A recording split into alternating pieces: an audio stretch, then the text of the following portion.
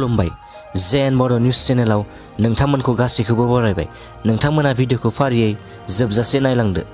BTR सरकार आरो आसाम सरकारनिफ्राय सफैनाय मोनफ्रोमबो खामानिफोरखौनो मोजाङै मावफुंलांनो हानाय बायदियै बायदि बिफाननि बिबानगिरिफोर आरो मेलेमजिबि सुबुंफोरखौ लानानै तामुलपुराव जनतानि दरबार हाबाफारि खुंफुंनाय जादों। बिटिआरनि सिएम प्रमद बर', एमएलए जलेन दैमारि, तामुलपुर जिल्ला बेंगिरि बिद्युत बिकास भगवती, पुलिस नायदिंगिरि पंकज यादवमोनजों लोगोसेनो बिटिआरनि इएम, एमसिएलए आरो बिफाननि बिबानगिरिफोरनि गेजेराव गोथौयै सावरायलायनाय जादों। बे जनतानि दरबार हाबाफारियाव बिटिआरनि सिएम प्रमद बर'आ बुंथियो दि रायजोनि जौगाथायनि थाखाय खामानि मावनो आरो सरकारनि मोनफ्रोमबो बिथांखिखौनो रायजोफोरनिसिम सहैहोनो एडमिनिस्ट्रेसनखौ गोख्रों खालामनाय थांखिजों बे हाबाफारिखौ लादों आरो बिटिआरनि मोनफ्रोमबो जिल्लायावनो बे हाबाफारिखौ लागोन। बेजों लोगोसेनो फैगौ मागो दमासिनि सिगां एबा साननैसोनि उनावनो बिटिआरनि थाखाय सरकारि साख्रि मासिनि फोसावथायखौ होनाय जासिगोन आरो बेनि थाखाय थियारि खालामनायफोरा जाबाय होननानै फोरमायथियो। लोगोसेनो बिटिआरआव टेट पास जाना थानाय बिजाथिफोरनो साख्रिनि थिसननायखौ होनो थांगासिनो दङ आरो बेनि अनगायैबो बिटिआरआव जुनियायै टेट आनजाद खुंफुंनो थांखि लानाय बाथ्राखौ बिटिआरनि गाहाय मावफुं सोद्रोमा प्रमद बर'आ फोरमायथिबावो। क'क्राझाराव गोदानै बड'लेण्ड कमिउनिटि काउन्सिलिं सेन्टार बेखेवदों।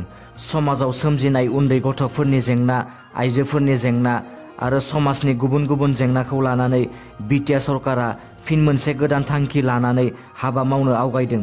थांखि लानाय बायदियैनो मैया क'क्राझाराव गोदानै Bodoland community counselling centre बेखेवदों।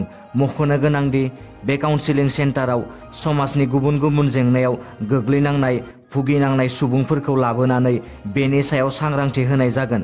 Kokrajhar सहराव थानाय रामकृष्ण मन्दिरनि साखाथि वार्ड नम्बर 5 विवेकानन्द पार्कआव बड'लेण्ड कमिउनिटि काउन्सिलिं सेन्टारखौ बेखेवनाय जादों। बिटिसिनि वुमेन एन्ड चाइल्ड डेभेलपमेन्ट बिफाननि गेजेरजों बड'लेण्ड कमिउनिटि काउन्सिलिं सेन्टारखौ बेखेवनाय जादों। बिटिआरनि मोनबा जिल्लायावबो बे बड'लेण्ड कमिउनिटि काउन्सिलिं सेन्टारखौ बेखेवगोन। क'क्राझाराव गोदानै बेखेवजानाय बड'लेण्ड कमिउनिटि काउन्सिलिं सेन्टारखौनो बाहागो लानानै बेखेवनानै होयो मावफुं सोद्रोमा गौतम दासआ। लोगोसे हाबाफारियाव बाहागो लायो एमसिएलए राजिब ब्रह्म आरो जइन्ट सेक्रेटारि फामि ब्रह्मआ। क'क्राझाराव सासे लाइमोन बर' हिन्जावसा गोमादों।